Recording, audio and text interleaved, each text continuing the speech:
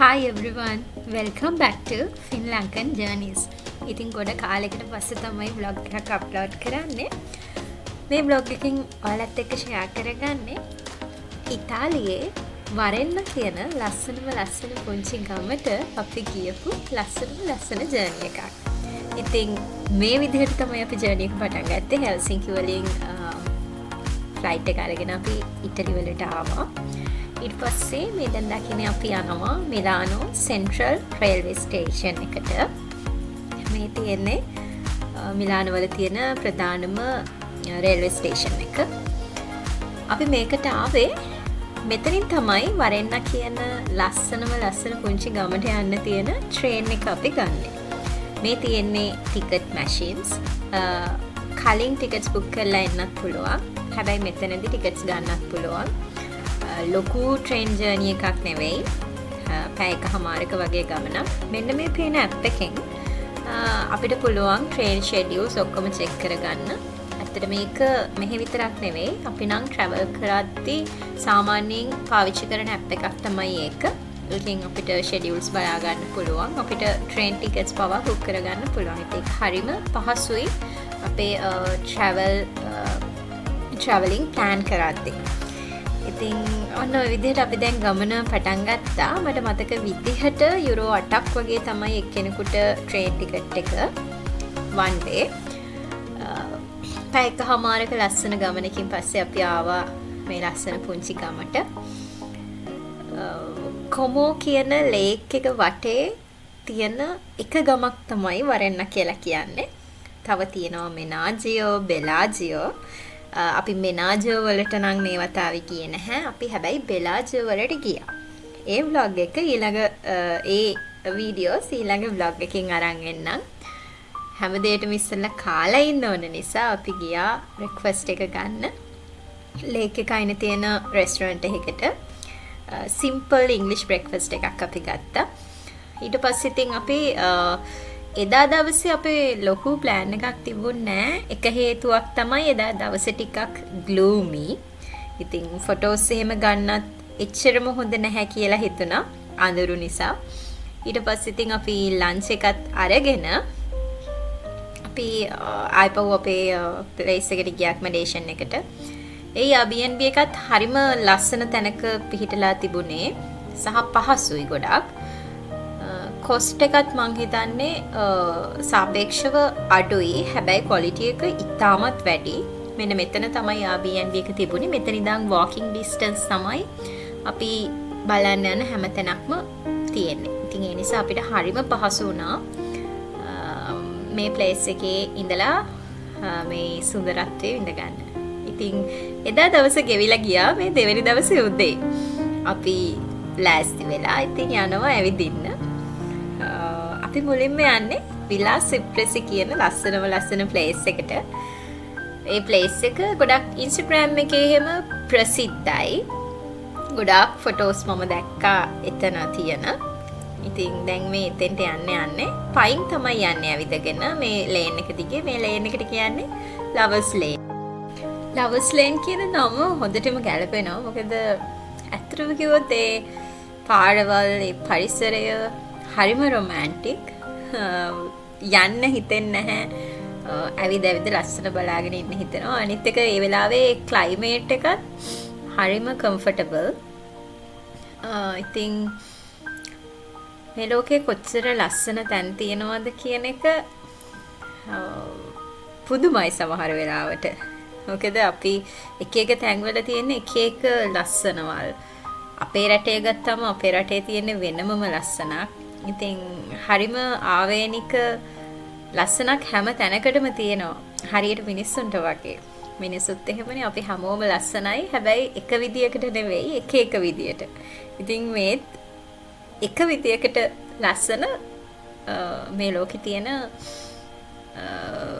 පුදුම තරම් හිත නිවන තැනක් මේ ඩෙස්ටිනේෂන් එක.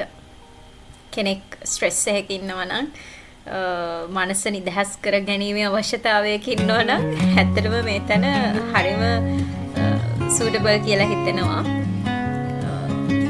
අනිත් එක තමයි අපි මෙතනදී අපි නැවතින්න තෝරගත්තේ වරෙන්න කියන සිටි එකනේ. ගොඩක් කට්ටිය බෙලාජියෝ වල නැවතිනවා. මොකද ඒක තමයි මේන් සිටි එක. නමුත් අපි හිතනවා අපි ගත්ත තීරණය ගොඩාක් හොඳයි කියලා. මොකද අර අපි බලාපොරොත්තු වෙච්ච නිදහස ඒ පීස්ෆුල් ගතිය අපිට එහෙ පිටින්ම මෙතනදී ගන්න පුළුවන් වුණා. ඉතින් අපි ඔන්න දැන් ආවා විලාස් සිප්‍රෙසි කියන තැනට. ඒක ඇත්තටම හොටෙල් එකක් මම කලින් කිව්වා වගේ.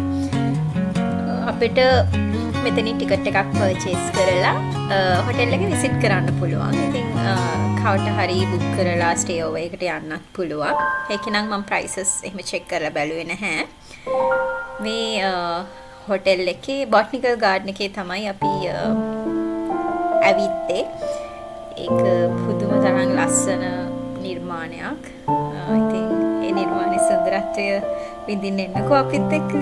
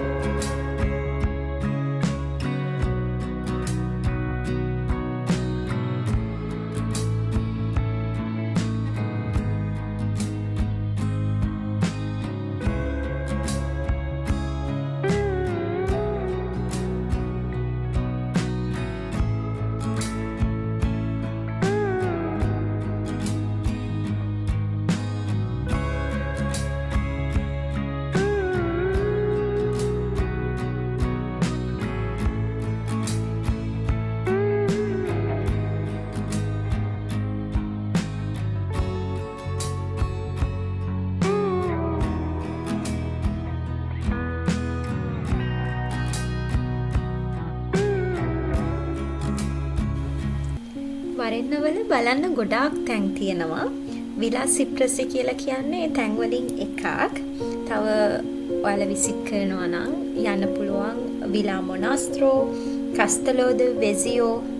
I don't know how to pronounce them correctly because the Italian language එකට තියෙන නිසා. තව Church of San Giorgio අනේ වගේ තැන් ගොඩක් තියෙනවා. තව දෙයක් තමයි ඔය පේන ලේක් එකේ ඔයගොල්ලන්ට බෝට් ටුවර් එකක් බුක් කරගෙන යන්නත් පුළුවන්. ඇත්තටම අපි එක යන්න මුලින් හිතුවා. හැබැයි අපි අවසාන වෙලාවේ බුකින් එක දාලත් ඒක කැන්සල් කරා. මොකද වෙදර් එක පොඩ්ඩක් අන්සර්ටන් වැස්සොත් එහෙම අපිට ඒක එක්ස්පීරියන්ස් එක හරියට ගන්න වෙන්නේ නැහැ. ඉතින් ඒ දේවල් එක්ක අපි වෙන ඇක්ටිවිටීස් වගේ ප්ලෑන් කරගත්තා ඒ වෙලාවට. අපි මෙතන තමයි මං හිතන්නේ ගොඩාක් වෙලා ගත කරේ. පැය දෙකමාරක් වගේ වෙලාවක් ගත කළා. ඉතින් එදත් පොඩක් හවස වැස්සා. ඉතින් ඒ නිසා අපි යන්න ලෑස්ති වුණා. ඔයාලා ට්‍රිප් එකක් ප්ලෑන් කරද්දී වෙදර් එක නම් අනිවාර්යෙන්ම ලොකු සැලකිල්ලකට භාජනය කරන්න.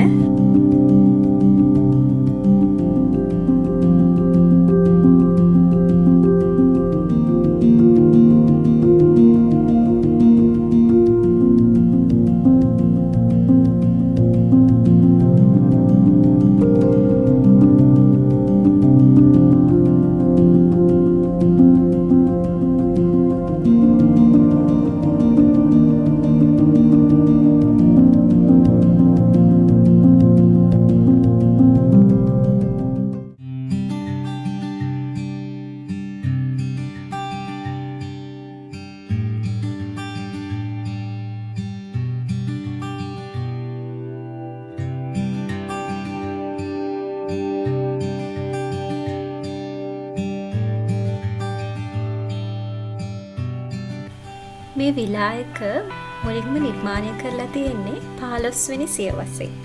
ඉතින් අදින් සියවස් ගානකට කලින් කළපු නිර්මාණයක් තමයි අපි මේ අද ඉතාමත් සතුටින් රස විඳින්නේ.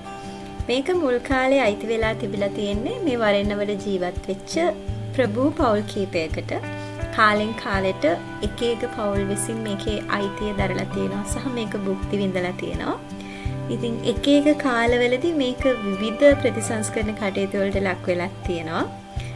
ඒ විදිහට ඇවිත් අද වෙද්දී හොටෙල් සමාගමකින් තමයි මේ ගොඩනැගිල්ල මේ භූමිය මේන්ටේන් කරගෙන යන්නේ.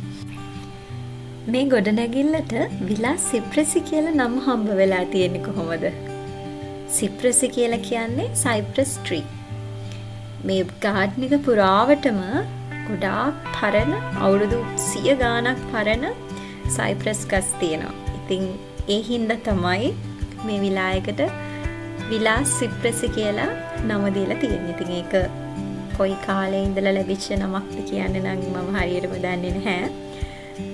මොනවා වුණත් ඉතාමත් ලස්සනට ආදරණීය විදියට නිර්මාණය කරපු නිර්මාණයක් විදිහට තමයි මම මේක දකින්නේ. ඒ වගේම කියන්න ඕන අදටත් ඒක හරිම ලස්සනට පිළිවෙලට පිරිසිදුවට තියෙනවා ඕනම කෙනෙකුගේ හිත නිවෙන්න පුළුවන් විදිහට. ප්‍රෞඩ අතීතයකට ලස්සන වර්තමානයක් හම්බ වුණාම ඒක පුදුම ලස්සන හැඟීමක්. ඉතින් ඒ හැඟීමත් එක්ක මේ ලස්සන වීව් එකත් එක්ක එදා දවස අපි නිමා කළා. ඊළඟ දවසෙත් ලස්සන වීඩියෝ එකක් අරන් එන්න. ඔයාලා හැමෝටම සුබ දවසක්.